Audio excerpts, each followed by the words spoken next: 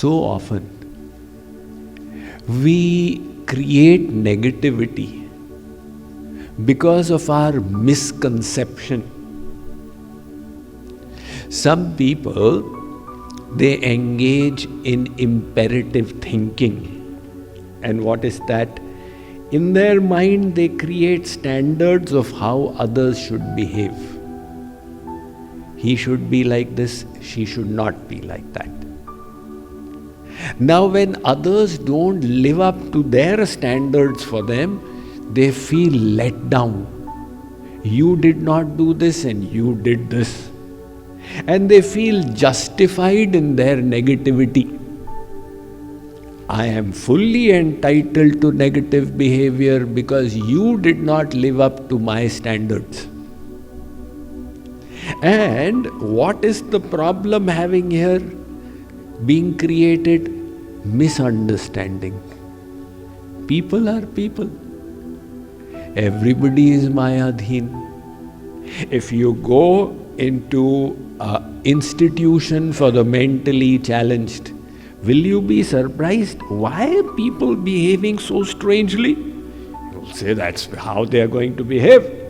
If you go into a hospital and say, why are people sick out here? What else do you expect?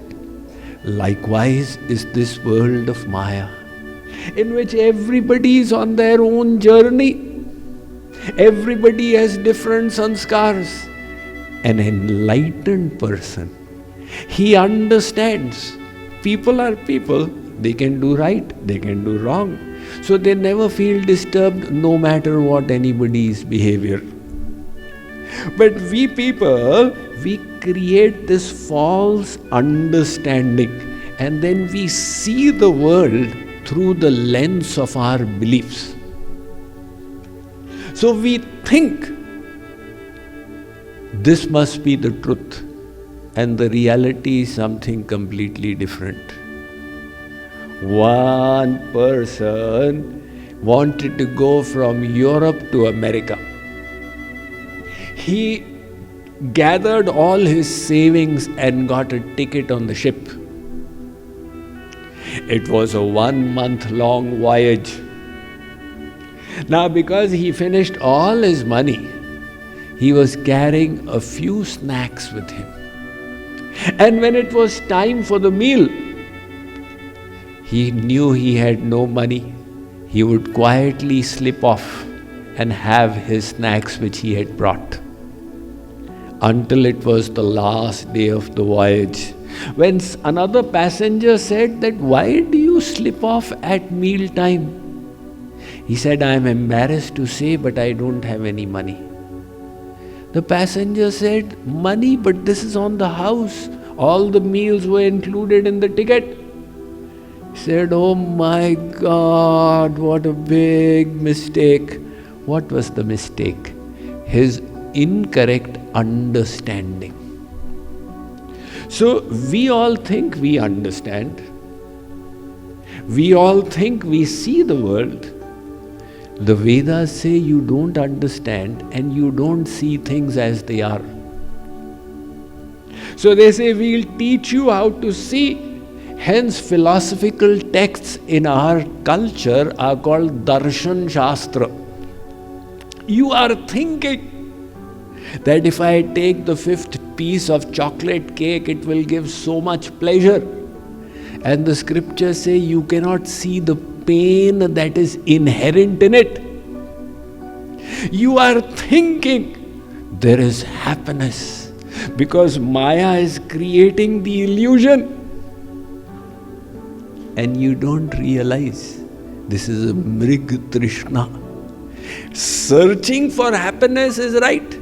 But where you are believing there is happiness, there is none. It is like that one man who after death went to Swarg. And there in Swarg, in heaven, he found that all the good people were there. He asked God, where are all the Bollywood artists? Where are the rock stars and everybody else? So God said that they are all in hell. He said, then hell must be the wonderful place with the spice of life. Can you give me a 3-day transfer to go and check out how hell is? God said, all right. He sent him to hell, to Narak. And there he was received with so much of pomp and festivity.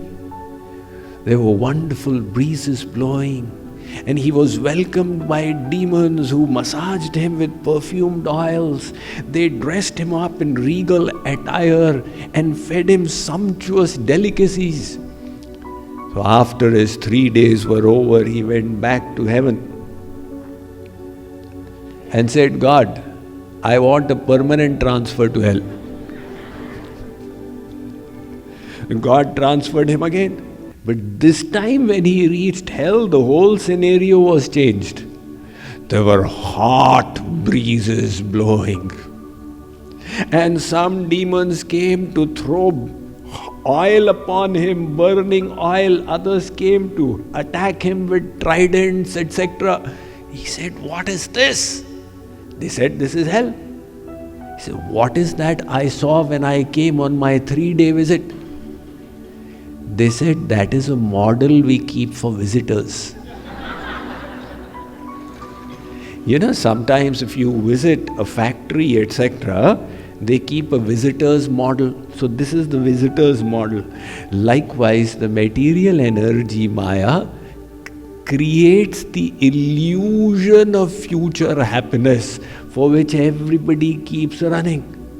So the Vedas, the Maharshi Patanjali is saying that so often you don't realize that your behavior and your thoughts are based on false knowledge.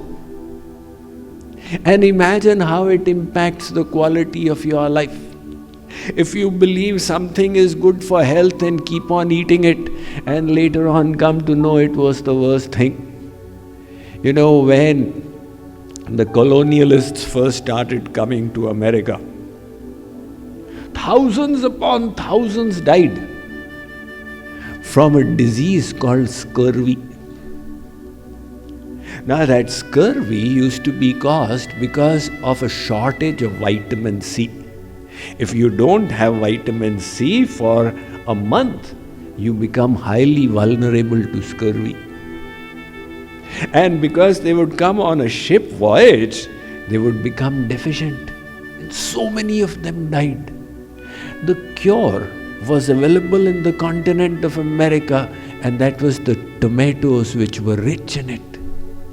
But somebody spread this false knowledge that this is the dreaded wolf peach, and if you have it, it'll cause frothing in your mouth and even death.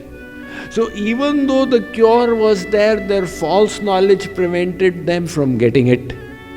Likewise, Maharshi Patanjali now says, sometimes there is false knowledge. So he says that this makes you perceive something incorrectly.